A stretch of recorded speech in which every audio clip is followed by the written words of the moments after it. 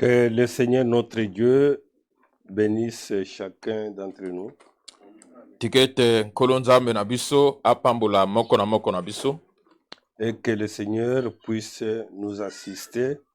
Ete nkolo asunga biso. Et qu'il puisse bénir chacun de nous. Pe akoka kopambola moko na biso. Et qu'il puisse nous fortifier. Pe akoka kopesa biso makasi. Nous allons prendre les Écritures dans Matthieu chapitre 5. Toko zua makomi kat na mokana na Matai mokapo ya mitano. Nous allons lire du verset 12 jusqu'au verset 16. Toko tanga uta na molongo ya zomi na mibale kino zomi na motoba. Soyez dans la joie. Bozalaka na esengo. Soyez heureux. Bozala na nsai. Parce que Dieu vous prépare une grande récompense. Wete nzambe azali kobongisela bino lifuti monene. En effet, Abongo. c'est ainsi qu'on a fait souffrir les prophètes qui ont vécu avant vous. Boyende banyokolaki basakoli oyo babikaki liboso na bino. Vous êtes le sel de toute la terre. Bino bozali mungwa ya mokili mobimba. Mais quand le sel perd son goût, kasi soki mungwa ebungisi elengi na yango, comment lui rendre son bon goût? ndenge nini kozongisela yango elengi na yango? Il ne sert plus à rien.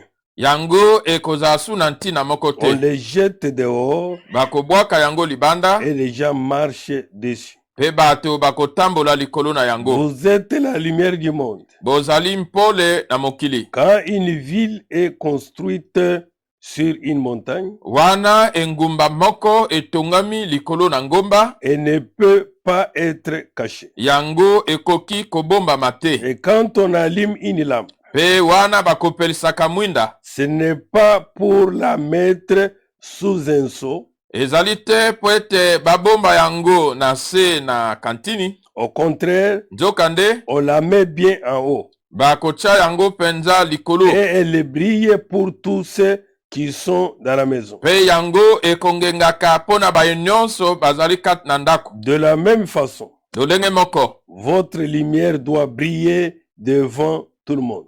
pole na bino esengeli engenga liboso na bato nyonso. Alors les autres verront les biens que vous faites. Na bongo basusu bakomona bolamo bino bozali kosala. Ils pourront chanter la gloire de votre Père qui est dans les cieux. Na bongo bango bakokoka koyemba nkembo ya tata na bino oyo azali na lola. Amen. Amen. Nous prions le Seigneur. Toza kobondela nkolo. Dieu tout-puissant, créateur du ciel et de la terre, Nzambe na nguya nyonso mokeli na likolo mpe na mabele. nous nous approchons à cet instant devant toi, l'unique Dieu. Tobelemi na ngonga oyo liboso na yo nzambe se moko. Devant toi les secours et devant toi le bouclier et le refuge. Liboso na yo lisungi, liboso na yo nguba mpe ebomba melo. Toi le Seigneur qui nous a protégés tout au long de la nuit. Yo nkolo oyo bateli biso katkat na butu. Tu as renouvelé ta bonté à nous, Seigneur. Oyesi sika bolamu na yo kata biso nkolo. Nous nous confions totalement devant toi. To mitombeli mobimba epai na yo. Nous te confions, tout est racheté entre tes mains. To tombeli yo mosikolami moko na maboko na Nous te yo. confions l'interprète entre tes mains. To tombeli yo molimboli na maboko na yo. Nous te confions chaque technicien entre tes mains. To tombeli yo technicien moko na maboko na Et yo. nous te confions chaque auditeur entre tes To mains. tombeli yo pe moyoki moko na Et nous maboko na te yo. confions même la lecture de cette parole. To tombeli yo ata litangi na liloba oyo. Et je me confie aussi en toi. Ngai moko na mibonzeli Toi epai na qui nous yo. connais mieux, Père. Yo oyo yebi biso malamu Toi qui tata. connais mieux les temps dans lesquels nous traversons. Yo yo yebi malamu tango katango tozali. Nous voulons que tu viennes en aide, Tolingi ete oya na lisungi. que tu viennes au secours, Seigneur. Oya kosunga nkolo. Que tu nous parles, Seigneur notre Dieu. Olobela biso nkolo nzambe na Que tu nous biso. rapproches, Seigneur notre Dieu. Obelemisa biso nkolo nzambe na Et biso. que tu prennes soin de nous, Seigneur. Pe ozwa mokuma na biso nkolo. Bénis ces écritures, Seigneur notre Dieu. Pambola makomi oyo nkolo nzambe na Et biso. que vivifie cela dans nos cœurs. Pesa yango bomoi na mitema na Et que biso. cela nous apporte la foi qu'il faut. Yango ememela biso kondima oyo De esengeli. manière à vivre selon ta volonté. Na lolenge te tobika engebene Père mokano na Céleste, yo. tata na lola. Toi qui connais mieux chacun, Yo oyo yebi malamu moko na moko. accorde ce qui est réel et Mais- ce qui est nécessaire pour chacun, Seigneur. Pesa oyo ezali solo oyo ezali ntina po na moko nkolo. Car nous te le demandons Jambi tosengi yo yango. dans le nom de notre Seigneur, Na kombo na nkolo na et biso. Sauveur Pe mobikisi. Jésus-Christ. Yesu Kristo. Amen. Amen. Mes bien-aimés frères et sœurs qui nous suivent en ligne, Balingami bandeko na ngai mibali basi oyo bozali kolanda biso na nzela na internet. nous venons de lire dans Matthieu chapitre 5, Towuti kotanga na mokana na Matai mokapo na mitano. au verset 12 de la parole de Dieu nous recommande d'être dans la joie. Molongo ya zom na mibale liloba na Nzambe ezali kotinda biso ete tozala na esengo. Et aussi d'être heureux Pe tozala na esengo. parce que le Seigneur nous prépare pour nous une grande récompense. Po ete nkolo azali kobongisela biso penza libonza monene. Nous qui croyons réellement en lui. Biso oyo tondimeli ye solo penza. Mon frère, ma soeur, Ndeko mwasi mobali. une grande récompense nous attend. Libonza monene ezali kozela C'est biso. pourquoi ne perdons pas courage, Tina wana tobungisa molende ne te. nous fatiguons pas, Tolemba te. mais Kasi au contraire, nzokande soyons toujours debout, tozala tango nyonso akotelema travaillant de mieux en mieux pour le Seigneur. kosalaka malamo na malamo mpo na nkolo. Et il nous dit que vous êtes les sels de toute la terre. Alobi ete bino bozali mungwa ya mokili mobimba. Pas pour une partie de la terre, Ezali mpo na eteni moko te ya mokili. que vous êtes les sels de toute la terre. Ete bino bozali mungwa ya mokili mobimba. Que mais quand le sel perd son goût, Alobi ete tango mungwa ebungisi elengi na yango. comment lui rendre son bon goût? Ndenge nini bakozongisela yango elengi na yango. Que quand il perd son goût, Tango ebungisi elengi na yango. il n'y a plus une autre manière Ezali suna nzela moko te de remettre ce bon goût ya kozongisa elengi wana au sel. na mungwa. Donc il compare les chrétiens au sel, Na bongo azali kokokisa bakristo na mungwa. qui doit toujours garder son goût. Oyo asengeli tango nyonso kobomba elengi na yango. Dans n'importe quelle circonstance Ezala na likambo nini, et n'importe quand, ezala tango nini, de garder toujours son goût. ya kobatela tango nyonso elengi na yango. Et au verset 14, il dit, Molongo ya zona mine ya lobi, vous êtes la lumière du monde. bino bozali pole ya mokili. Quand une ville est construite sur une montagne, Wana enguma moko etongami liko na ngomba, elle ne peut pas être cachée. yango ekoki kobombama te. Quand vous êtes même loin, Tango ozali ata mosika, vous allez observer cette ville, bo okotala engumba wana, vous allez la voir car elle est sur la montagne. okomona yango po ete yango ezali liko na ngomba. Et quand on allume une lampe, Pe tango bapelisaka mwinda, qu'on place ça sur haut, batiaka yango likolo. afin que la lampe éclaire. Po ete mwinda engengisa. On ne peut pas placer ça en dessous d'un seau, Bakoki kobomba yango na se ya kantini te, en dessous d'une table, na se na mesa te, mais on place au-dessus kasi batiaka de likolo manière que cela éclaire. na lolenge ete yango engengisa. Oui, mon frère. Boye ndeko mobali, Oui, ma soeur. boye ndeko mwasi. Et au verset 16, il dit, Molongo azo na motobe de la loba, même façon, lolenge moko votre lumière doit briller devant tout le monde. pole na bino esengeli engengisa liboso na bato nyonso. Le Seigneur parle de même chrétien Kolo azali koloba na ntina na qu'il mokristo compare au sel, oyo azali kokokisa na mungwa, qu'il compare à la lumière, oyo azali kokokisa na pole, qu'il compare à la ville construite sur la montagne. oyo azali kokokisa na engumba oyo etongami Oui, liko na mon ngomba. frère. Boye ndeko Oui, mobali, ma soeur. boye ndeko mwasi, Ainsi, mes bien-aimés frères, boye balingami bandeko. ce matin, nous prenons un sujet, Na tongo tozali kozwa moto na liteya, être panneau publicitaire kozala libaya oyo ya kopanza ou sango, être la lumière du monde. to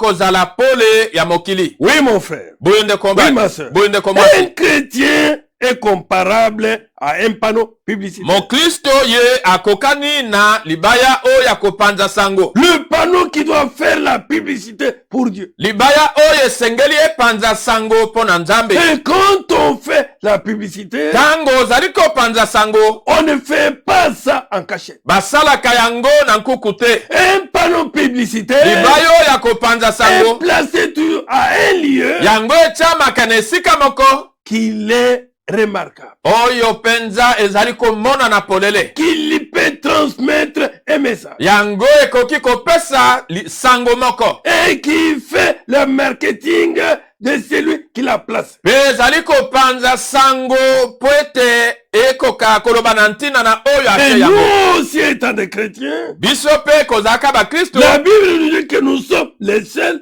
pour toute la terre. biblia elobi na biso ete tozali mungwa mpo na mokili mobimba. C'est celle qui est sollicitée de gauche à droite. Mungwa oyo bazali koluka yango bipai na bipai. C'est celle qui a un bon goût. Mungwa oyo ezali na elengi, Un bon goût pour son maître. elengi mpo na nkolo na yango, Un bon goût pour son créateur. elengi mpo na mokeli na yango. Oui, mon frère. Boyo nde komba Et que même de loin, ete ata mosika comme nous sommes placés sur la montagne, lokola totiami liko na ngomba, même de loin, ata mosika nous sommes remarquables. bazali penza komona biso. Un chrétien Mokristo n'est pas caché. ye abombami te. Un chrétien, Mokristo mon frère, ma soeur, de commence c'est mobile un panneau azali baya publicitaire oyo eza kopanza sango pour son Dieu. mpo na nzambe na Et que ye, ce panneau publicitaire ete libaya qui est oyo placé etiami à l'endroit qu'il faut. na esika oyo esengeli, Pour que tous les passants lisent. po ete bato nyonso bazala koleka batanga, Que tous les passants soient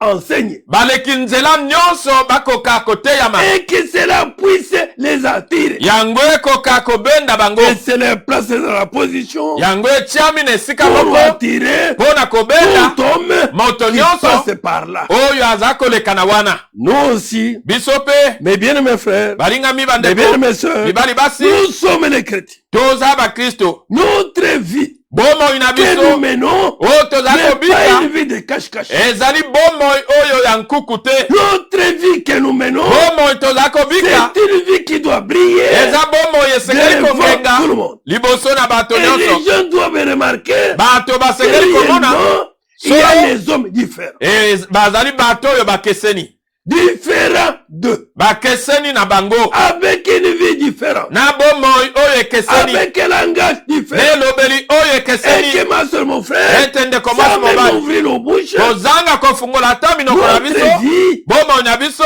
est une prédication. yango ezali liteya. Dans Marc 4, Na malako minei verset 21, molongo ya tuku mibale na moko nous allons jusqu'au verset 25. okende kino tuku mibale na mitano. Il est dit ceci. Elobami boye, Jésus leur dit encore, Yesu alobaki na bango lisusu, quand quelqu'un apporte une lampe, tango moto moko amemi mwinda, ce n'est pas pour la mettre sous un seau ezali te mpo na kotia yango na se na kantini ou sous un lit. to na se na mbeto. Au contraire, Nzokande il la place bien en haut. akotia yango penza malamu likolo, Tout ce qui est caché, nyonso oyo ebombami on pourra le voir. akoki komona yango, Tout ce qui est secret, nyonso oyo ezali nkuku cela paraîtra en pleine lumière. yango ekomonana na pole penza. Oui, mon frère. Boye ndeko bali, Oui, ma soeur. boye ndeko mwasi, Un chrétien mokristo ne vit plus pour lui-même, azali su mais kobika mpo na ye moko te, chrétien vit pour mokristo le Seigneur. aza kobika mpo na nkolo. C'est ainsi que mon frère, ma soeur, Boye ndeko mwasi mobali, étant pas nos publicitaires, kozalaka libaya ya kopanza sango, sa vie n'est pas cachée. bomoi na ye ebombami te.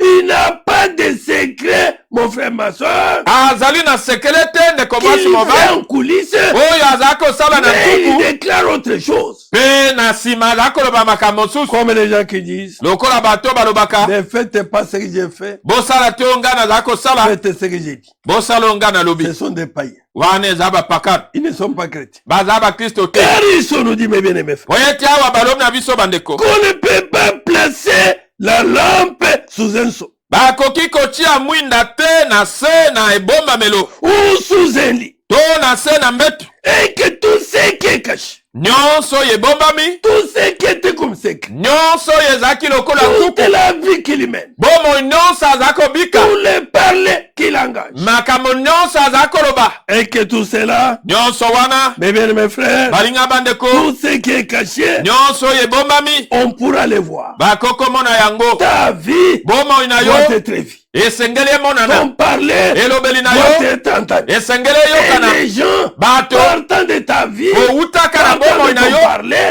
kowutaka na elobeli na yo ndeko mwasi mobali, tu dois faire la publicité osengeli kopanza sango pour notre Dieu. mpo na nzambe na biso. Et ils doivent savoir basengeli que koyeba cet homme ete a moto quelque chose aza na eloko moko différent de kokesana ce que j'ai. na oyo ngai naza na yango. Oui, boye on nous dit là-bas balobi na biso kuna que tout ce qui est secret, nyonso oyo ezali nkuku cela paraîtra en pleine lumière. yango ekomonana katikati na mpole C'est-à-dire, elingi koloba cela sera vu. yango ekomonana Ta vie doit être vue. bomoi na yo esengeli emonana. C'est pourquoi ntina wana nous disons, tolobi mon frère, ma soeur, ndeko mwasi mobali non, Te. on n'a pas une vie privée. toza na bomoi oyo ya nkuku te. La vie d'un chrétien bomoi ya n'est mokristo pas privée. ezali bomoi La ya vie d'un nkuku te. chrétien bomoi ya mokristo doit être la vie de Dieu. esengeli eza bomoi ya Et nzambe. cette vie de Dieu bomoi oyo ya doit nzambe être vue esengeli emonana même par les païens, ata na bapakano, même par les croyants ata na bandimi qui doivent remarquer oyo basengeli komona que nous ne sommes plus ete toza lisu te ce que nous étions. oyo tozalaki. Oui, mon frère. boye ndeko bana Là-bas, il est dit, kuna au elobami verset 23, celui qui a des oreilles, oyo azali na matoi qu'il écoute. ayoka. Si tu as des oreilles soki oza na pour matoi écouter, mpo na koyoka, écoute. yoka. Écoutez quoi? yoka nini? À savoir koyeba que nous devons devenir ete tosengeli des kokoma véritables panneaux publicitaires mabaya oyo ya solo ya kopanza sango pour notre Dieu. mpo na nzambe na biso. Notre vie bomoi na biso doit démontrer que Jésus-Christ est vivant en nous. esengeli etalisa ete yesu kristo aza na bomoi kati na biso. Notre langage elobeli na biso doit témoigner esengeli etatola que Jésus-Christ ete yesu est à kristo nous. aza kati na biso. Oui. boye Et il nous dit là-bas, alobi na biso kuna faites bien attention à ce que vous entendez. bokeba na oyo ezali bino koyoka. Car rien n'est caché devant les hommes et devant Dieu. jambi eloko moko te ebombami liboso na bato mpe liboso na nzambe. Un panneau publicitaire n'est pas placé dans un milieu caché. libaya oyo ya kopanza sango bakotiaka yango te na esika oyo ya kobombama. C'est dans un milieu public. eza na esika oyo ya bato nyonso, Là où tout le monde passe. esika oyo bato nyonso baza Ainsi, koleka. mon frère, ma soeur, oyo ndeko mwasi mobali, même dans ton quartier, ata na kartier dans na ta yo, maison, na ndako na yo, dans ta ville, na dans engumba na ton yo, pays, na mboka na partout yo, où tu passes, bisika nyonso on oza doit koleka. remarquer basengeli komona que tu es différent ete okeseni des autres. na basusu. Car le Seigneur po ete nkolo a voulu alingaki que nous soyons ete tozala un peuple libota moko mis à part. oyo litiami pembeni. Faites bien attention à ce que vous entendez. bosala keba na oyo bozali koyoka. Dieu vous donnera comme vous donnez aux autres. nzambe akopesa bino lokola bino bokopesaka na basusu. Et même il fera plus que vous. akosala ate koleka bino. En effet, aboyi celui qui a quelque chose, oyo aza na eloko moko on lui donnera encore plus. bakobakisela ye koleka. Oui, boye si tu as quelque chose de Dieu, ozala na emwa eloko moko ya nzambe, ta vie démontre que Dieu est avec toi. bomoi na yo eza kotalisa ete Et le nzambe aza na Seigneur yo. ajoutera encore davantage kolo akobakisa koleka jusqu'à devenir parfait. kino ete okoma kobonga be. Eh, mon frère, ma soeur, boye ndeko mwasi mais moba, chez toi, il n'y a rien. kasi epa na yo eloko eza te. Mon frère, ndeko on ba a écrit là devant bakomi wana liboso un restaurant avec de beaux aliments. ete restaurant to esika ya kolia na bilubu kitoko. Le passant affamé moto oyo aza koleka na aza na nzala entreront dans ces restaurants. bakokota kati na restaurant wana On a fait la publicité. ete bapanzi sango na yango Et dans ces restaurants, ete na restaurant wana il y a des bons aliments. ezali na bilubu kitoko Mais on entre dans le restaurant, kasi bakoti na kati on trouve que des tables. bakuti kaka bamesa Et des tables qui font beaucoup de bruit. bamesa oyo ezali kotia makelele mingi Des assiettes vides qui sont balancées par le vent. basani penza polele oyo mopepe ezali koningisa Qui savent que faire des bruits. oyo ezali kotia kaka Mon frère, makelele ma soeur. ndeko mwasi mobali Mais ces restaurants restaurant wana risquent d'être maudits. yango ekolakelama mabe Et les gens Bato. rentreront pis là. bakokota su kuna te Quand quelqu'un d'autre dira, po ete moto mosu je vais akoloba aller là-bas, nakokende on kuna lui dira, bakoloba na ne ye perds pas le temps. kolekisa ntango na yo te Ce sont des menteurs bazali bakosi qui ont fait la publicité. oyo basili kopanza sango wana Nous y sommes entrés, biso tokotaki il kuna n'y avait rien. eloko moko te On a trouvé les assiettes vides, tokuti basani ya on a pamba trouvé les casseroles vides. tokuti basani ya Il y avait banzungu ya rien. pamba eloko moko te Voilà, mon frère, ma soeur, tala ndeko mwasi mobali le type d'un chrétien, de quelqu'un qui se déclare chrétien. lolenge ya moto oyo azali komilobela En mokristo réalité, na solo la vie de Christ bomoi na kristo n'est pas en lui. ezali kati na ye te Que le Seigneur nous aide.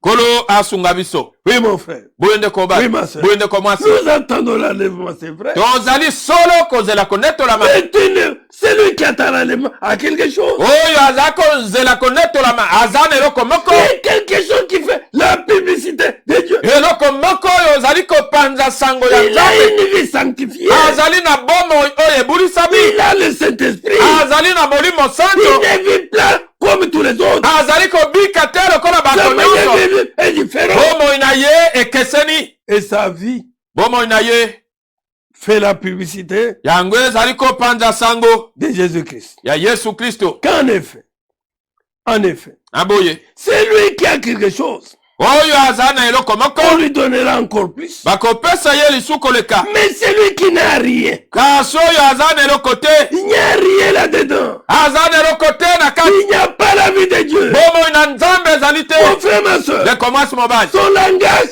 est celui du monde. elobeli na ye ezali oyo ya mokili Sa vie est celle du monde. bomoi na ye oyo ya mokili Sa manière de raisonner est celle du monde. lolenge na ye ya kobanza oyo ya mokili Mais là, il n'y a rien. kuna eloko ezali te On lui enlèvera même l'épée des choses qu'il a. bakobotola ye ata mwa moke oyo aza na yango Est-ce que la publicité est fausse? po ete sango aza kopanza eza ya lokuta Je suis chrétien, je suis chrétien. naza mokristo naza mokristo Cela ne doit pas être une chance. yango esengeli te kozala nzembo Je suis chrétien, je suis chrétien. nazali mokristo nazali Mon mokristo frère, ma soeur, ndeko mwasi mobali doit être une vie. yango esengeli ezala bomoi Oui, boye dans Luc, on nous dit ceci. na luka balobi na biso boye Prenons Luc 14, tozwa luka zomi na mine versets 34 et 35. molongo ya tuku misato na mine kino tuku misato na mitano La Bible déclare. biblia elobi boye Oui, le ciel est une bonne chose. mungwa ezali eloko kitoko Mais quand le ciel perd son goût, kasi ntango mungwa ebungisi elengi na yango comment le lui rendre? ndenge nini kozongisela ye yango Que quand le ciel perd son goût terminé, ntango mungwa ebungisi elengi na yango esili il n'y a pas une autre manière de rendre ce goût-là. ezali na nzela mosusu te ya kozongisa elengi wana Que le Seigneur nous aide.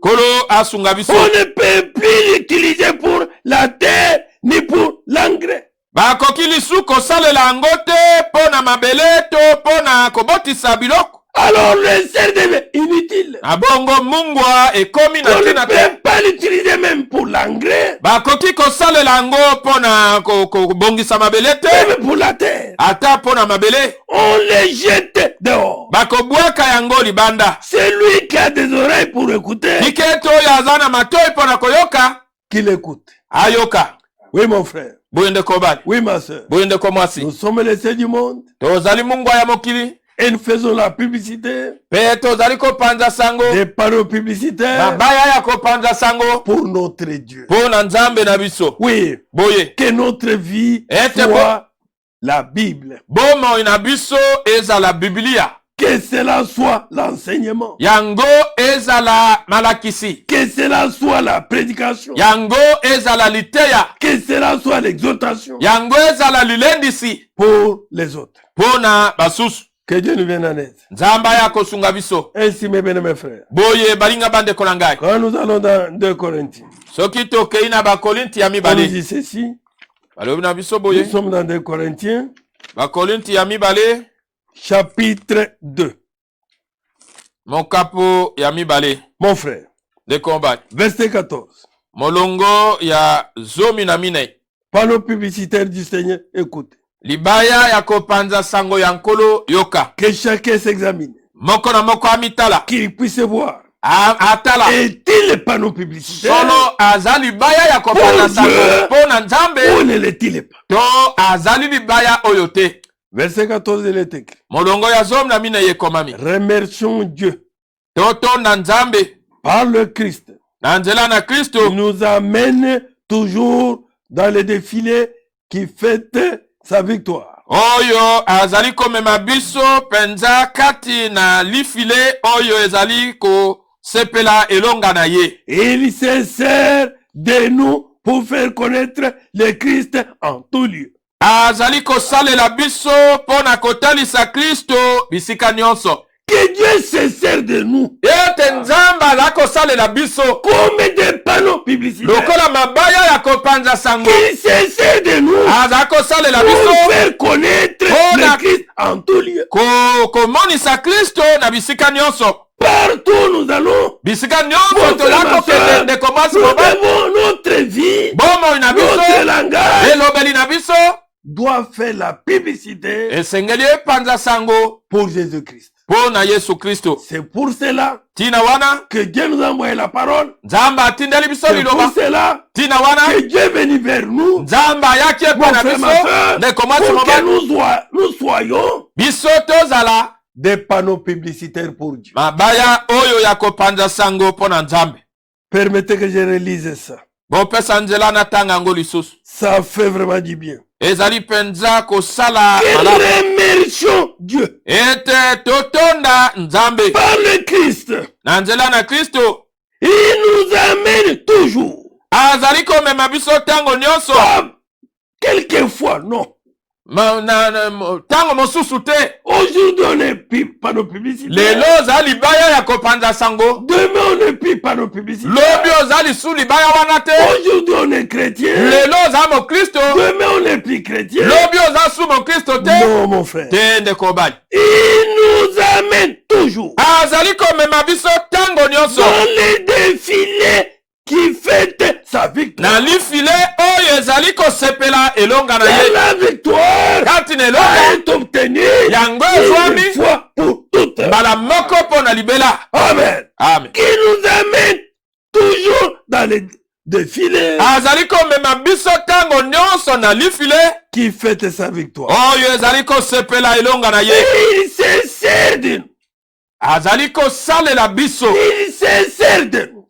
Azali kosalela De biso. toi, Kosalela yo. de moi. Kosalela ngai. Oui, mon frère. Boyende koba. Il se sert de nous Azali kosalela biso. pour faire connaître le Christ en tout lieu. Pona komonisa Kristo bipai nyonso. David doit faire connaître Christ. Bomoi na yo esengeli etalisa Kristo. Ma vie doit faire connaître Christ. Bomoi na ngai esengeli etalisa Ma Kristo. marche doit faire connaître Christ. Etamboli na ngai esengeli etalisa Kristo. Mon parler doit faire connaître Christ. Elobeli na ngai esengeli etalisa Kristo. Que le Seigneur nous aide.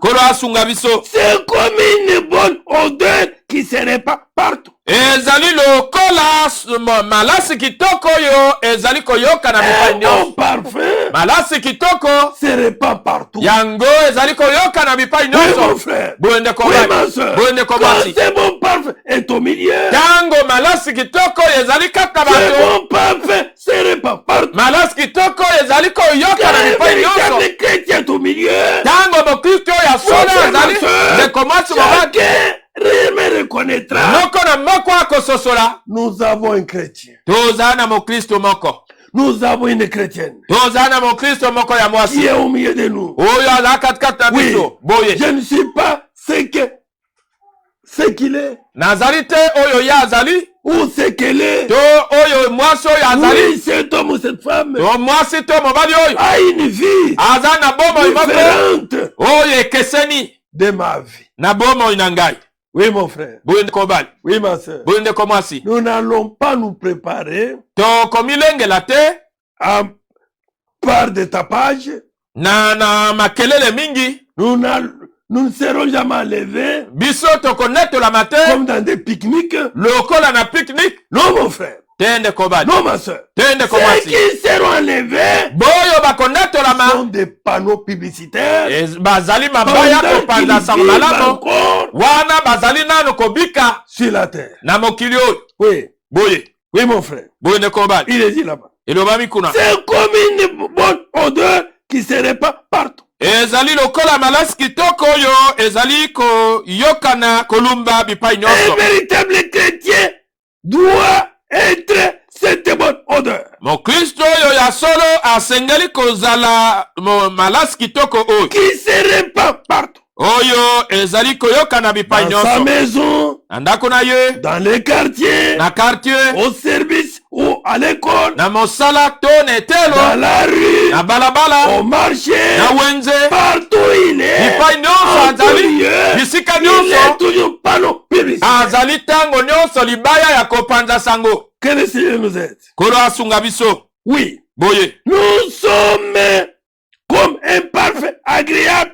que le Christ offre à Dieu. tozali lokola malasi kitoko oyo Kristo azali kobonzela epai na Nzambe. Nous sommes, mes bien-aimés frères, Tozali balingami bandeko, ce parfum agréable malasi oyo kitoko que le Christ offre à Dieu. oyo Kristo azali kobonzela na Nzambe. Le parfum d'une bonne odeur. Malasi oyo ya solo kitoko. Oui. Boye Quand vous sentez ça, tango yoki yango vous n'avez pas besoin d'aller plus loin. oza na posa te okende mosika, Vous avez besoin de rester tout autour. ozali na posa otikala Car nzika. vous sentez une bonne odeur. We tozali kolumba solo kitoko. Cette bonne odeur crée une bonne atmosphère. Solo kitoko oyo ezali kosala lolenge moko Une malamu, atmosphère où il est agréable d'habiter. lolenge oyo malamu bato bazali kosepela kofanda. Oui, mon frère. Boye ndeko bali, Oui, ma soeur. boye ndeko mwasi, Et cette bonne odeur, solo kitoko quand oyo ça se répand dans la maison, tango yango esopani na ndako, l'homme n'a pas besoin d'aller ailleurs. mobali azali na posa te akende mosika, La femme n'a pas besoin d'aller ailleurs. mwasi azali na posa te akende Les mosika, enfants n'ont pas besoin d'aller ailleurs. bana bazali na posa te bakende mosika. Puisque la bonne odeur Wete solo kitoko est là. ezali wana. Oui, mon frère. Boye ndeko bali, Oui, ma soeur. boye ndeko mwasi, Mais toi maintenant, sikawa yo tu te déclares toi-même chrétien. omilobi yo moko mokristo, Mon frère, ma soeur, ndeko mwasi mobali, pendant que les gens qui vivent avec toi na tango oyo bato bazala kobika na yo ne peuvent jamais sentir cette odeur. bakoki ata moke te koyoka solo Et oyo. quand ils sont à côté de toi, Tango bazali pene na yo tu es comme des épines, ozali lokola nzube, comme la carie dentaire. lokola pasi oyo ya mino.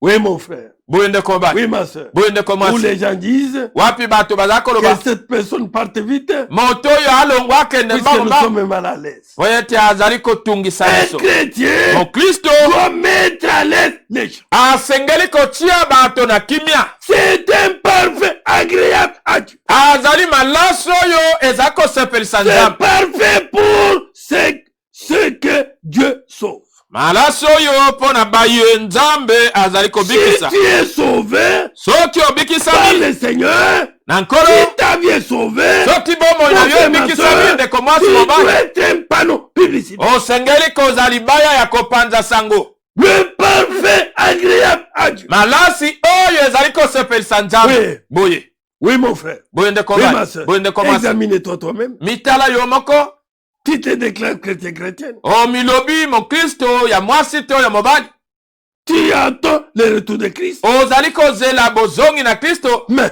kasi quelle odeur tu dégages? solo nini ozali kolumba. Oui, mon frère. Boye ndeko Oui, bali, ma soeur. boye ndeko mwasi, Odeur agréable. solo oyo kitoko, Quelle publicité tu fais pour ça? sango nini oyo ozali kopanza mpo na Nzambe. Notre Dieu n'est pas méchant. Nzambe na biso azali oyo akanza te. Et la méchanceté ne vient pas de Dieu. Kanza ezali ya Nzambe te. Mais tu es méchant. Kasi yo ozali moto ya kanza. Tu es emprunté, même l'argent d'autrui, tu ne remets pas, tu dribbles. Ozali kodefa te mbongo ya bato, ozali kozongisa te, ozali kokosa. Dieu n'est pas un escroc. Nzambe azali moyibi te. Mon frère, Ndeko basi. toi Yo qui fais la contre-publicité, oyo ozali kobebisa lokumu. ne remettez jamais l'argent à cet homme, Kopesa moto wana mbongo te. à cette femme. Na mwasi wana te. Quand il prend, Tango il azwi, ne rembourse jamais. azongisaka te. Quand il prend, Tango azwi, c'est fini. esili.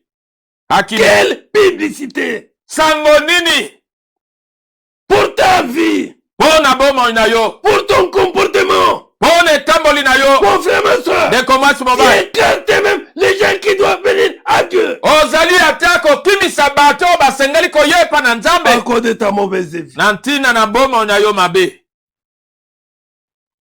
Ne t'approche pas de cet homme-là Kobelema na moto wana te. ou de cette femme-là. To na mwasi wana te. Puisque quand tu es à côté, Po ete tango oza il n'y pene a na que ye. des calomnies, Ezali kaka kokosela bato makambo. il n'y a que des mensonges. Ezali kaka lokuta. Quelle publicité! Sango nini?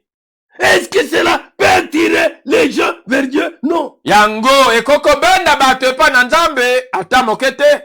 Non, mon frère. Te ndeko basi. Que c'est parfait pour ceux que Dieu sauve. Ete malasi oyo ezali mpo na baye Nzambe aza kobikisa. Et qu'il est même parfait. Ete malasi Et moko aussi pour ceux qui perdent leur vie loin de Dieu. ezali mpe mpo na baye bazali kobungisa bomoi na bango mosika na Nzambe. Ceux qui perdent leur vie doivent sentir Boyo bazali kobungisa bomoi na bango basengeli koyoka ete solo bomoi na est ngai loin eza mosika de Dieu na Nzambe.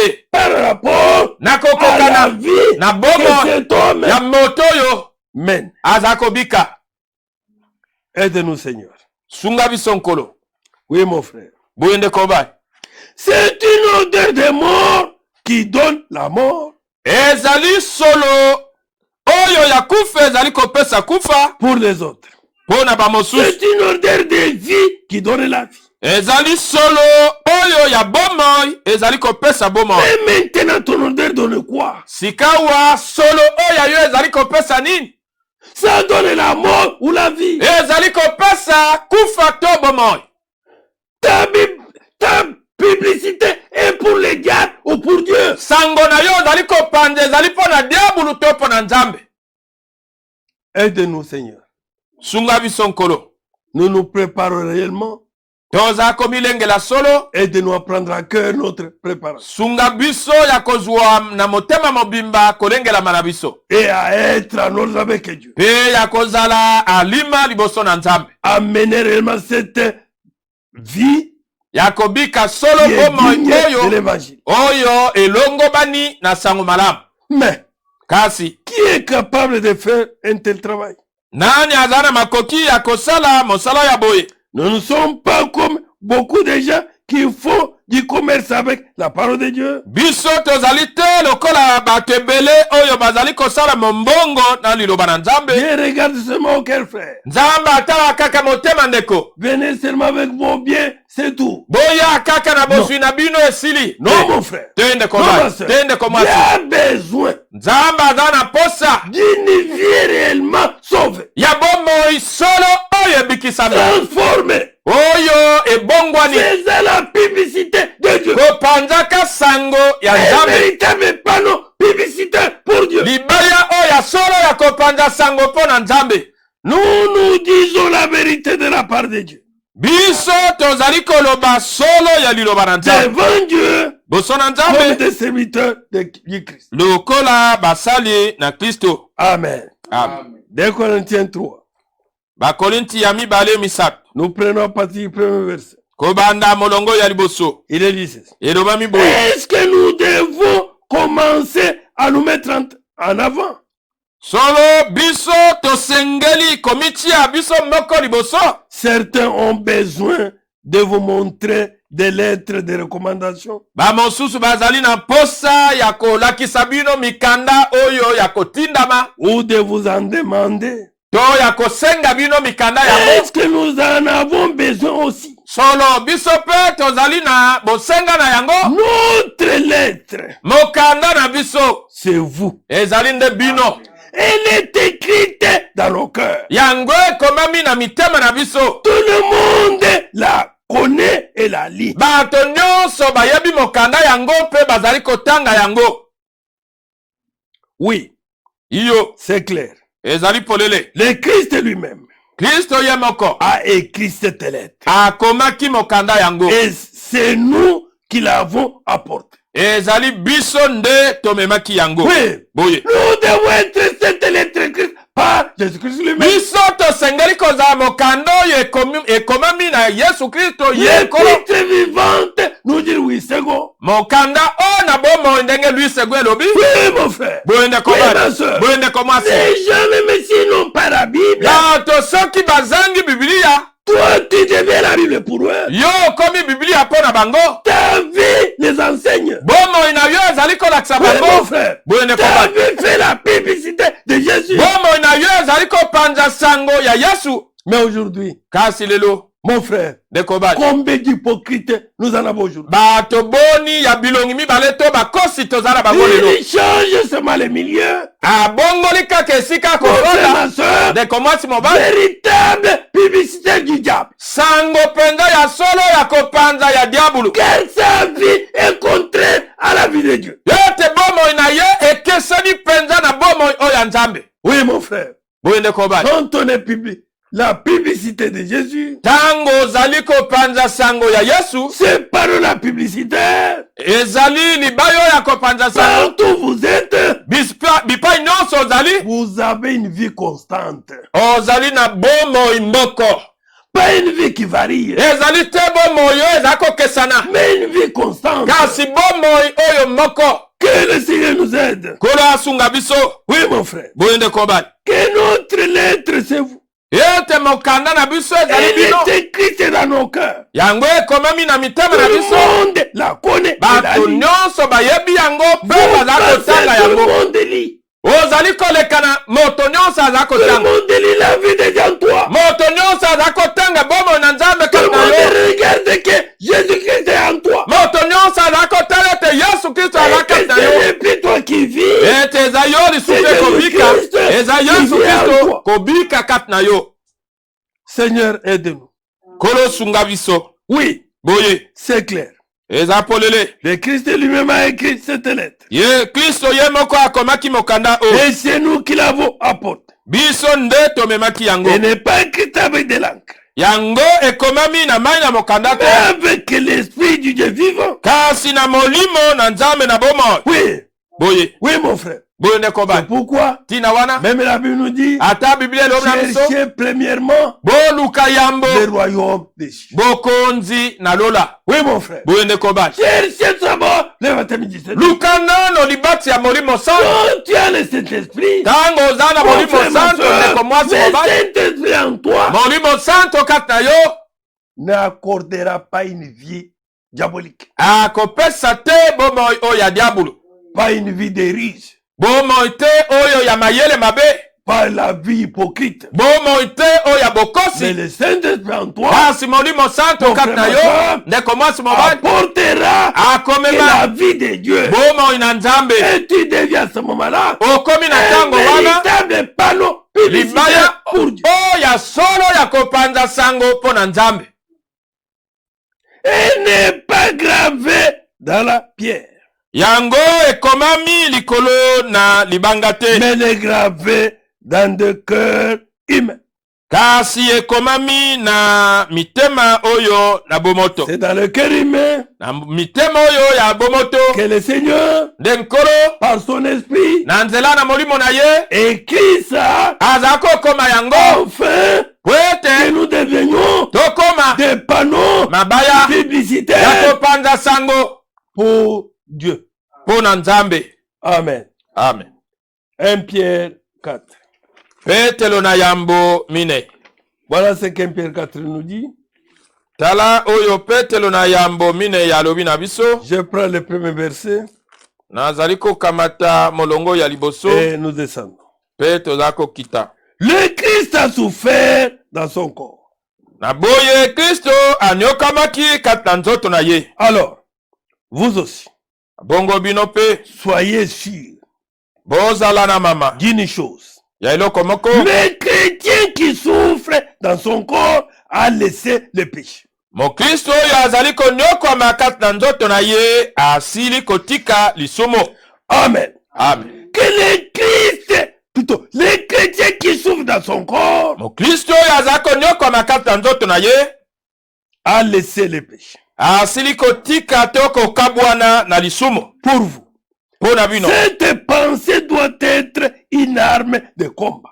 Likanisi wana esengeli ezala ebundeli moko ya bitumba. Pendant le temps qui vous reste à vivre sur la terre. Na tango oyo etikali na bino ya kobika na mokili. Toi-même, tu ignores combien de temps.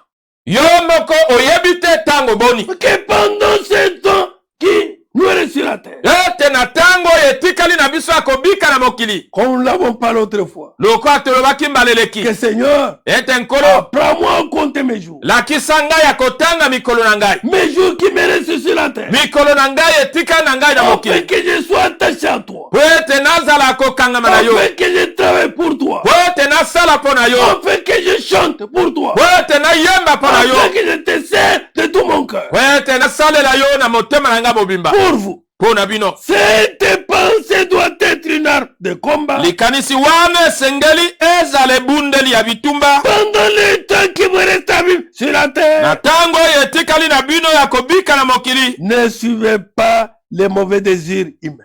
Bolandaka te bamposa oyo ya mabe ya bomoto. Le corps a ses désirs Nzoto ezala na bamposa na yango. qui sont contraires aux désirs de l'esprit. Oyo ezali kokesana na bamposa oyo ya molimo. Que ne suivez pas ces désirs humains. Ete bolanda te bamposa oyo ya bomoto. Mais suivez la volonté de Dieu. Kasi bobila mokano na Nzambe. Oui. Bon. Autrefois, vous avez trop souvent voulu faire comme ceux qui ne connaissent pas Dieu. Solo na kala kala bolingaki kobika to kosala lokola boyo bayebi Nzambe te. Vivre comme ceux qui ne connaissent pas Dieu. Kobika lokola bato oyo bayebi Nzambe te. Nous habillons comme eux. Kolataka lokola bango. Marchant comme eux. Kotambolaka lokola bango. Vivant comme eux. Kobikaka lokola bango. Parlant comme eux. Kolobaka lokola bango. Raisonnant comme eux. Kokanisaka lokola bango. Vous vous conduisiez n'importe comment. Bozalaki kotambola ndenge nyonso elingi bino. Vous étiez jaloux, Bozalaki na likunya. ivrogne, Balangwi. vous mangez trop, Bozalaki kolia kolekisa. vous buviez trop, Bozalaki komela kolekisa. vous adoriez les faux dieux. Bozalaki kogumba mela bikeko. C'est qui est une chose horrible. Oyo ezali eloko ya somo. Maintenant, Sikawa. ces gens-là Bato wana. sont surpris. Bazali kokamwa. Vous n'allez plus avec eux. Bozali lisuko kende na bango elongo te. Vous ne participez plus à leur vie qui déborde d'actions honteuses. Bozali suko sangana na bango te na boma na bango oyo etondi na misala oyo Et ils asoni. vous insultent. Pe bazali kofinga bino. Puisque mon bien-aimé frère, Wote balinga bandeko. comme tu, Christ a souffert dans son corps, Lokola Kristo anyokwamaki kata nzoto na ye. toi aussi, Yo pe. tu fais souffrir ton corps. Ozali konyokola nzoto na yo. Il te conduit dans les désirs humains. Oyo ezali kokamba yo na baposa ya Il bomoto. résiste à tous ces désirs-là. Telemela baposa Et nyonso la wana. vie de Dieu germe en toi. Bomoi na Nzambe ebima kati na yo. Tu fais maintenant la publicité de Dieu. Ozali kosala sikawa kopanza sango ya Ta Nzambe. vie Bomoi na yo les condamne.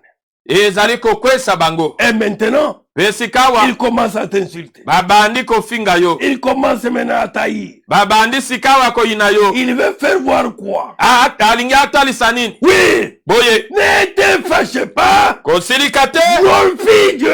Kumisa Dans Nzambe. ta vie, Wete bomoi na yo. deviens pas nos publicitaires Ekomi libaya kopanza sango pour Dieu. mpo na Nzambe. Oui, mon frère. boyende kombali. Si tu n'arrives pas là-bas, Soki okomi kuna te, les mêmes vieux amis, kaka baninga moko ya kalakala. mondains, Oya mokili. continue à t'applaudir. Bazali kokoba kobetela yo maboko. Continue à être attaché à toi. Bazali kokoba kokangama na yo. Et toi, Pe yo. ce sont eux que tu visites à tout temps. Ezali bangondo otalaka tango nyonso. C'est avec eux que tu marches. Na bangondo otambolaka. Tu as un faux témoignage. Oza na litatoli moko ya lokuta. Tu n'es pas un panneau publicitaire de Dieu. Ozali baya kopanza sango te ya Tu es nzambe. un panneau publicitaire pour les diables. Ozali baya kopanza sango ya diabolo. Oui. Boye. Il faudrait que ceux qui ne croient pas à Dieu, Esengeli ete boyo bazali kodibela nzambe te. mon frère, ma soeur, Nekomasi mobali. puissent se séparer de toi. Bakoka kokabwana na yo. Car il n'y a pas de rapport entre Dieu et diable. Po ete eza na boyokani te katikati na nzambe mpe diabolo. Oui, mon frère. Boye ndeko bali. Oui, ma soeur. Boye ndeko mwasi. Mais Kasi ils rendront compte de leurs actes à Dieu.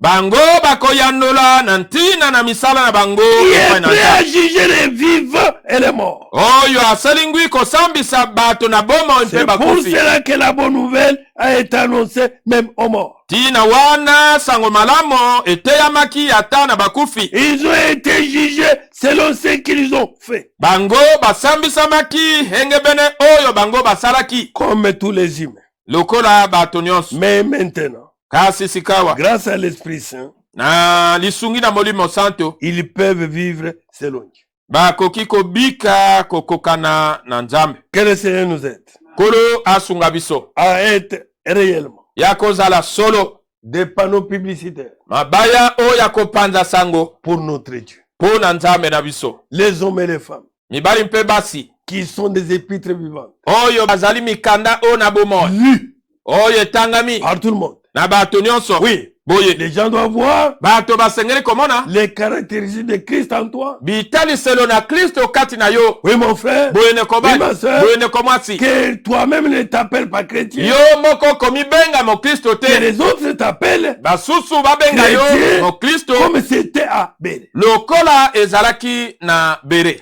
Acte 11. Misala zom na mibale. Mais Zom na aujourd'hui, moko. tu ne sais pas que moi je suis chrétien. Oyebi te nga naza mo Kristo. Entre-temps, Nzokande. ta vie Bomoi na yo. fait la publicité du diable. Ezali nde kopanza sango ya diabolo. Nous sommes acte 11, 19. Tozali na misala zom na moko molongo ya zom na libwa. Nous irons jusqu'au verset 26. Tokokende kino tukumi bana motoba. Après la mort d'Étienne, Sima na kufa na Etienne. on a commencé à faire souffrir les croyants. Babandaki konyokola ba ndimi. Et ils sont partis de tous les côtés. Bango bakendeki bipai na bipai. Ils sont allés jusqu'à Phénicie, Bakendeki kino na Phénicie, à Chypre na et Chypre, Antioche. pie na Antioka. Mais ils ont annoncé la parole de Dieu seulement aux Juifs. Kasi bango basakolaki sango malamu na nzambe obele na bayuda. Pourtant, Zokande certains parmi eux de Chypre bamoko katkata bango oyo ya Chypre et de Cyrène pe ya Sirene viennent à Antioche. oyo bautaki na Antioche Ils viennent à Antioche bayaki na Antioka et ils annoncent la bonne nouvelle du Seigneur Jésus à des gens qui ne sont pas juifs. pe basakolaki sango malamu na Yesu Kristo na bato oyo bazalaki bayuda te. La puissance du Seigneur est avec eux. Nguya na nkolo eza na bango. C'est pourquoi beaucoup deviennent croyants Ntina wana bibele bakomaki bandimi et se tournent vers le Seigneur. pe babalukaki epai na nkolo. Les membres de l'église de Jérusalem apprennent cela. Bandimi oyo ya lingomba na Yerusaleme bayokaki Alors ils yango. envoient Barnabas à Batinda Antioche. Barnaba kuna na Antioka. Barnabas arrive Wana Barnaba et il akomaki. voit que Dieu montre son amour de 1000 manières aux croyants. Amoni ete nzambe azali kotalisa bolingo na ye na lolenge ebele na bandimi. Il en est très heureux. Ye asepeli mpo na yango. Il les encourage tous à rester fidèles au Seigneur dans tout leur cœur. apesi bango molende ete batikala banso kokangama na nkolo kati na motema na bango. En effet, Aboyi. Barnabas est un homme bon, Barnabas azalaki mobali oyo malamu, rempli d'Esprit Saint et atondi de foi. na molimo santo mpe na kondima, Un grand nombre de personnes s'unissent ainsi au Seigneur. mpe bato ebele basanganaki na nkolo. Ensuite, Barnabas se part pour la ville de Tars. Mpe nsima Barnaba akendeki na engumba oyo ya Tarse Il va chercher Saoul. mpo na koluka Saulo, Il le trouve et l'amène à Antioche de Syrie. mpe kokutanaka na ye amemaki ye na Antioka.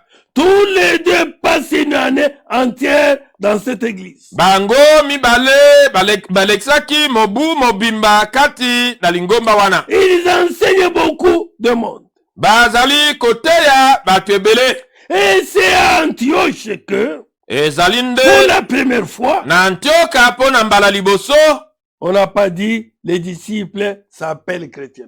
balobi te bayekoli bamibengi bakristo. Pour la première fois, Mpo na mbala liboso les disciples sont appelés chrétiens. bayekoli babengamaki bakristo. Pourquoi? Pour la vie. On a vu la vie de Christ en eux. Bamonaki bomo na Kristo kata bango. On a vu le langage de Christ en eux. Bamonaki elobe na Kristo kata bango. On a vu la manière de pied de Christ en eux. Bamonaki lolenge ya kobondela Kristo On a kata vu la bango. manière d'adorer de Christ en eux. Bamonaki lolenge ya kogumama ya Kristo kata bango. Bato wana Sont réellement des disciples de Jésus. bazali solo bayekoli na Yesu. Ils ont la vie de Jésus. Bazali na bomo na Yesu. Mon frère, ma soeur. Ndeko mwasi Et mobali. on les a appelés. Babengaki bango. Ce sont les autres qui les ont appelés. Ezali bato mosusu nde babengaki bango. Chrétiens. Bakristo. Nous avons les chrétiens. Toza na bakristo. Les gens qui ont la vie de Christ. Bato yo bazali na bomo na Pas Kristo. comme les gens qui s'appellent eux-mêmes chrétiens. Ezali te lokola bato bazali komibenga bango moko bakristo. Si tu es pas nos publicitaires, Soki yo ozali baya ce kopanda sont les sango. autres Ezali nde qui verront bamosusu la vie de Christ en toi bakomona bomo na Kristo et qui kati na yo. s'appelleront Bakobenga yo chrétiens. mokristo. Aide-nous, Seigneur, Sunga biso nkolo. pour ce temps qui nous reste. Mpo na ntango oyo etikali na biso. Ce laps de temps de préparation. Mwa ntango moke oyo ya kobongisama. À être réellement identifié à Christ. Ya kokoka na solo na Kristo. Agir réellement comme Jésus-Christ. Ya kosala solo lokola Kristo. À vivre comme Jésus-Christ. Ya kobika lokola Yesu À Kristo. parler comme Jésus-Christ. Ya koloba lokola Yesu Kristo. Oui, mon frère. Boyende kobala. Regardons même dans les actes 4. Totala ata na misala minei. On va d'ici là terminer. Na mwa ntango moke tokosilisa. Mais vous-même vous prendrez à partir de acte 3. Bino moko bokozwa uta misala ya mokapo ya misato. Oui, mon frère. Boyende kobala. On nous parle de cet homme qui était mendiant. Wapi bazalaki kolobela biso na ntina na moto oyo azalaki mowongi. Cet homme qui était paralytique. Moto oyo azalaki mokakatani. Qui ne marchait même pas. Oyo azalaki kotambola te. Cet homme de plus de 40 ans. Moto oyo ya koleka mibutu minei. Quand il a vu Pierre et Jean venir, Tango amonaki Petelo mpe Yohane koya. il voulait entrer au niveau du temple. Balingaki kokota na tempelo. Il a tendu la main. Ye asembolaki loboko. Comme il le faisait pour tout le monde qui entrait. Lokola azalaki kosala mpo na bato nyonso bazalaki kokota. Pierre prenant la parole et dit, Petelo kozwaka maloba alobi. je n'ai ni argent, Nazali na palata te. ni or Nazali na wolo pour te. te donner. Mpo na kopesa Mais yo. ce que j'ai, Kasi oyo naza na yango. je te le donne. Naza kopesa Au yo. nom du Seigneur Jésus, Na kombo na nkolo Yesu mets-toi Kristo. debout Telema et marche. mpe tambola.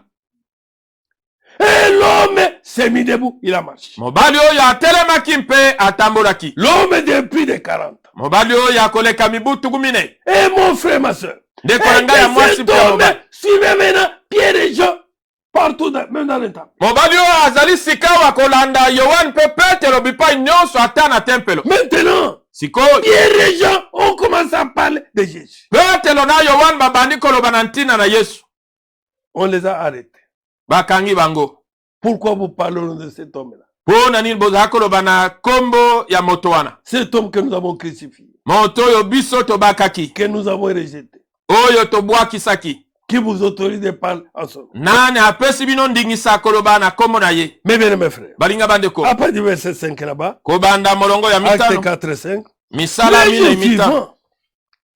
les jours suivants, Mokolo elandi, les chefs religieux, les anciens et les maîtres de la loi se rassemblèrent à Jérusalem. bakonzi na basambeli bampaka mpe bakomeli basanganaki na Yerusaleme Il y a Anne le grand prêtre, elongo na Ana nganga nzambe monene, Caïphe, Jean, Alexandre, Kaifa, Yohane mpe Alexandre et ceux qui sont de la famille du grand prêtre. mpe baye nyonso bazali ya libota ya banganga nzambe minene. Il faut amener Pierre et Jean devant eux Bango bamemi Petelo mpe Yohane liboso na bango et il leur demande, mpe batuni bango, vous avez guéri l'infirme par quel pouvoir? bino bobikisi mokakatani na nguya nini? Vous avez fait cela au nom de qui? Bosali yango na kombo ya nani? Alors Pierre, rempli de l'Esprit Saint, leur dit, Na bongo Petelo kotondaka na molimo santo alobi na bango ete chef du peuple bakonzi ya libota et ancien, mpe bampaka nous avons fait du bien à un infirme. po ete biso tosili kosala bolamo na Et mokakatani. aujourd'hui, on nous demande comment cet homme a été guéri. Nde lelo bazali kotuna biso ndenge nini moto oyo abiki. Vous tous et tout le peuple d'Israël, Bino banso mpe libota mobimba na vous Israele, devez savoir une chose. bosengeli koyeba eloko moko. C'est par le nom de Jésus-Christ de Nazareth Ezali na kombo na Yesu Kristo oyo ya Nazarete que cet homme est là devant vous nde moto oyo azali wana liboso na bino en bonne santé. na bokolongono na nzoto. Il n'est plus infirme. Azali su mokakatani te, C'est au nom eza na kombo de Jésus-Christ ya Yesu Kristo de Nazareth. ya Nazarete. C'est Jésus-Christ.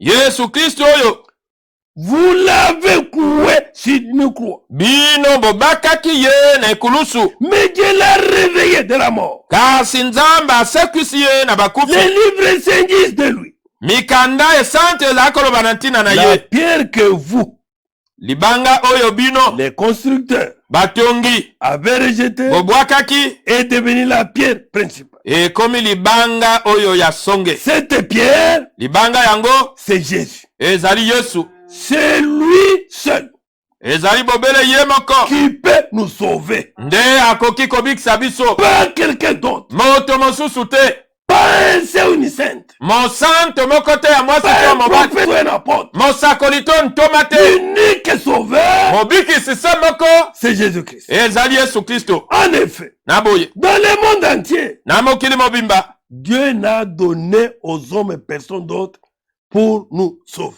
Nzambe apesi na bato moto mosusu te mpo na kobikisa biso. Les membres du tribunal religieux sont très étonnés.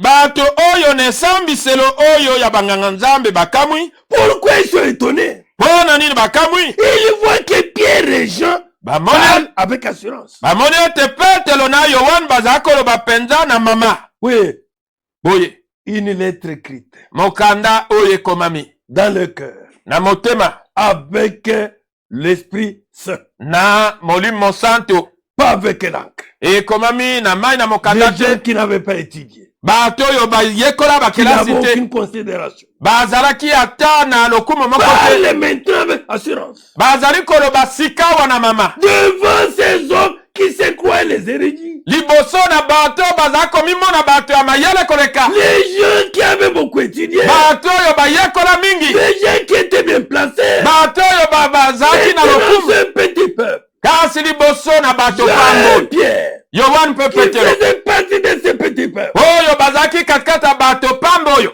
parlent avec assurance. bazali koloba na mama. Et en même temps, Pe na mbala ils moko se rendent compte que ce sont Les hommes simples et sans instruction. basosoli ete ezali bato moko ya pamba oyo batanga kelasi te. Que Louis II appelle les hommes du peuple. Oyo Louis II alobi ete bato oyo pamba. Les hommes simples. Bato pamba. Sans instruction. Oyo batanga kelasi te. Sans considération. Oyo bazangi ate sika. Mais ces gens-là. Kasi bato wana. Panneau publicitaire. Libaya ya kopanza sango. Lettre écrite. Mokanda oyo ekomami. Parfait d'une bonne odeur. Oyo malaso ya solo kitoko. Mais bien mes frères. Balinga bande kolanga. Voilà. Là où nous voulons plus insister. Tala esiko tolinko beta sete. Ils reconnaissent que Pierre et Jean. Pe bango basosoli ete Petelo pe Yohane. Étaient avec Jésus. Bayebi Petelo na Yohani ete bazalaki na Yesu. D'où vient cette assurance? Mama oye uti wat. D'où vient cette puissance? Nguya oye uti wat. De quelle manière ce miracle est arrivé? Lolanga nini kamuso ye komi. Pour que l'infirme marche. Poete mokaka tani atambola. Ah, c'est puisque ces gens Ah, ezali poete batoyo. ont été avec Jésus. Bazalaki elongo na Yesu. Ces gens Bato ont Jésus. bazana Yesu.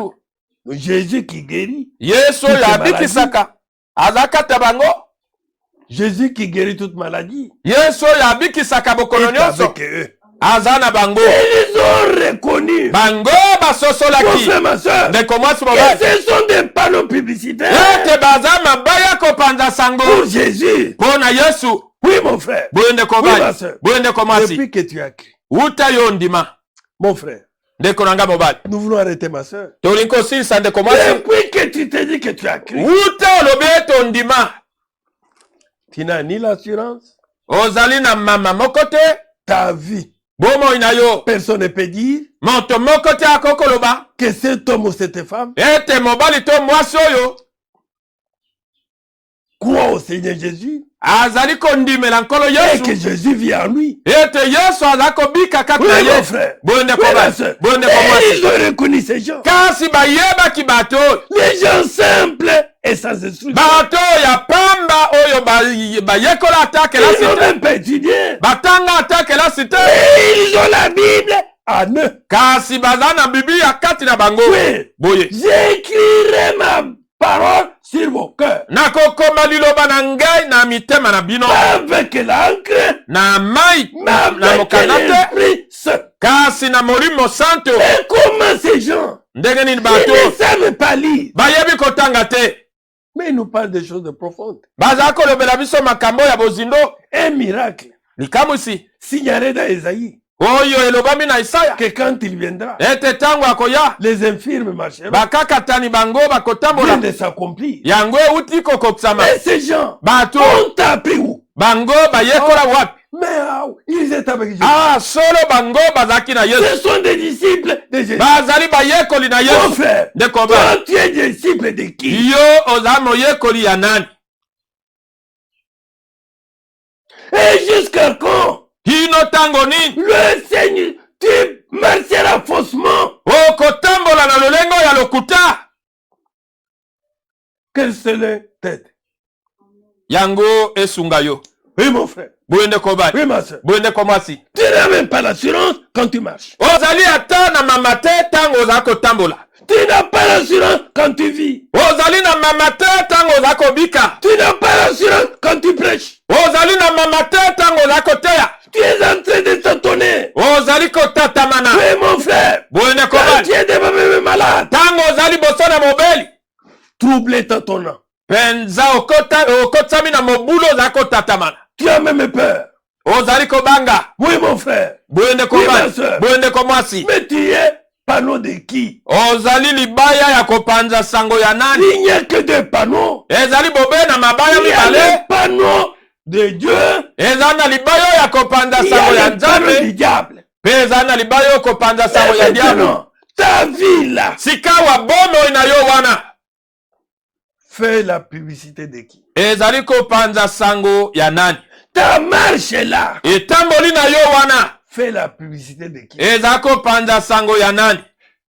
Que le Seigneur nous aide. Kolo asunga biso. à être réellement ya kozala solo des panneaux publicitaires mabaya ya kopanza sango pour notre Dieu. mpo na nzambe na biso. Que Dieu vous bénisse. Nzambe apambola bino. Inclinons nos têtes et prions. Togumba mito na biso mpe tobondela. Créateur du ciel et de la terre, Père céleste. Mokeli na likolo mpe na mabele tata na lola. Nous nous abandonnons totalement devant toi, Père. To mitiki mobimba liboso na yo tata. Devant toi, l'unique Dieu. Liboso na yo nzambe se moko. Devant toi, les secours. Liboso na yo lisungi. Devant toi, les bouquets. Devant toi, les refuges. Liboso na yo nguba. Liboso na yo ebombamelo. Devant toi, notre Sauveur. Liboso na yo mobikisi na biso. Nous venons à toi, Seigneur. Toye epai na yo nkolo. Nous nous abandonnons en toi, Seigneur. To mitiki epai na yo nkolo. Aide-nous, toi, les dieux vivants. Sunga biso yo nzambe na bomoi. Seigneur notre Dieu, Kolo nzambe na biso. à d'être vraiment des panneaux publicitaires pour toi, Père. Ya kozala solo mabaya kopanza sango mpo na yo tata. Si longtemps nous avons été des panneaux pour les hommes, Soki tango molai tozalaki mabaya kopanza sango na bato. si longtemps nous avons été des panneaux pour les diables, Soki tango molai tozalaki mabaya kopanza sango ya diabo. oh Seigneur, Oh nkolo. puisses-tu nous aider, Père. Sunga biso tata. Nous revenons à toi. Tozongi epai na yo. Écris ta parole dans nos cœurs, Koma liloba na yo na mitema na biso. afin que nous soyons des panneaux publicitaires pour toi. Po ete toza mabaya kopanza sango mpo na yo. Et que nous puissions vivre pour toi, Seigneur. Tokoka kobika mpo na yo Oh nkolo. Dieu, Oh nzambe. ne nous rejetez pas, Seigneur. Kobwaka biso te nkolo. Nous venons à toi, oh Dieu. Toye epai na yo Nous voulons nzambe. remettre le sel du monde. Nous voulons être vraiment le sel du monde. Tolingi kozala solo mungwa ya mokili. La lumière qui éclaire. Mwinda oyo eza kongengisa. Les panneaux publicitaires pour Dieu. Libaya kopanza sango mpo na nzambe. Oh Seigneur. Oh nkolo. C'est pourquoi Tina wana. nous crions à toi. Tongangi epai na yo. Nous venons à toi. Toye epai na yo. Nous nous abandonnons à toi, Seigneur. Tomitiki epai na yo nkolo. Créateur et de la terre. Mokeli ya likolo mpe na Béni de mabele. gloire. Nzambe na nkembo. Transforme nos vies. Bongola bomoi na biso. Transforme nos cœurs. Bongola mitema na biso. Transforme notre comportement. Bongola etamboli na Nous biso. voulons que les païens Tolingi ete bapakano. soient enseignés par notre vie. Balakisama na bomoi na biso. Soient enseignés par notre parler. Bateyama na elobeli na biso. Soient enseignés par notre marche. Bateyama na etamboli na biso. Père, Tata. ne nous abandonnez pas. Kotika biso te. Aie pitié de nous, Seigneur. Yokela biso mawa nkolo. Fais quelque chose à nous, Seigneur. Saleloko moko kata C'est biso nkolo. pourquoi Tina wana. nous nous confions en toi. Tomitiki epai na yo. Toi l'unique Dieu. Yo nzambe se moko. Toi l'unique secours. Yo lisungi se moko. Toi les bouquets, toi les refuges. Yo nguba yo ebombamelo. Seigneur, Kolo. nous comptons que sur toi. Tozali kotalela bobele yo. Aide tes fils et tes filles. Sunga bana yo mibali basi. Aide ton peuple, Seigneur. Sunga libota na yo nkolo. Aide tes rachetés, Seigneur. Sunga basikolomi na yo Oh nkolo. Père, Oh tata. Seigneur, Kolo. baptise tes enfants Batisa bana na yo. du feu Na moto. et du Saint-Esprit. Pe na molimo san. Seigneur notre Dieu, Kolo nzambe na biso. Créateur de la terre. Moke na likolo pe na Toi qui mabele. connais aussi les besoins pressants de chacun. Oyebi pe bosengo ya lombango ya moko na moko. Ouvre toutes les portes. Fungola bikuke nyonso. Bénis ton peuple. Pambola libota na yo. Assis ton peuple. Sunga libota na yo. Sauve ceux qui ne sont pas sauvés. Bikisa boyo babikisami te. Oh Seigneur notre Dieu, Oh nkolo nzambe na biso. accorde ce qui est meilleur à chacun. Pesa oyo ya malamu koleka epai na Nous moko na avons moko. l'assurance, Seigneur, Tozala na mama nkolo. que notre prière a été écoutée. Ete libondeli na biso esili Et koyokama. que tu nous as accordé même au-delà de ce que nous t'avons demandé. Osili kopesa biso ata koleka oyo tosengi. Au nom de notre Seigneur, Na kombo na nkolo na Et biso. Sauveur, Pe mobikisi. Jésus-Christ. Yesu Kristo.